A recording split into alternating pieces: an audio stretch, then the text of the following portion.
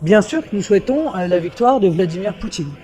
Marine Le Pen a enfin obtenu la rencontre censée lui octroyer sa stature internationale et elle a du mal à cacher son émotion.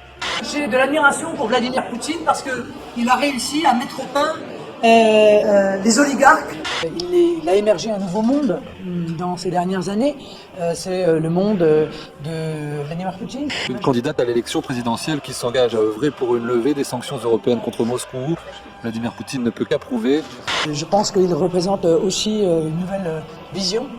Vous devez aujourd'hui 8 millions d'euros à une société russe détenue par d'anciens militaires russes et qui sont des tons proches de Poutine. Cette dette, est-ce qu'elle explique votre indulgence vis-à-vis de la Russie et est-ce qu'elle est compatible avec une candidature à la présidentielle et a fortiori avec une présidente qui serait élue? Les premières mesures que je prendrais vis-à-vis de la Russie, ce serait de réfléchir à la levée des sanctions, bien entendu.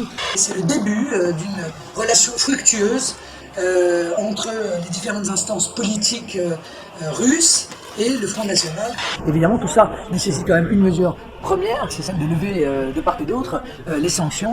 La Russie est un grand pays, il n'y a absolument aucune raison de la mettre au banc de la vie internationale.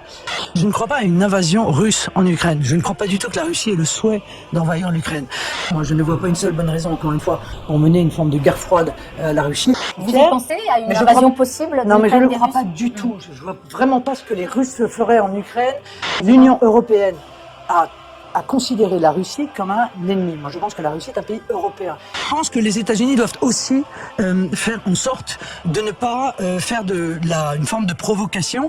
On a l'impression que vous mettez à équidistance Moscou et Washington. Exactement. Mais c'est nouveau. À équidistance. Mais c'est nouveau. Non mais il n'y a pas un allié plus proche que l'autre. Il y a une démocratie et une dictature, ça on peut voir aussi.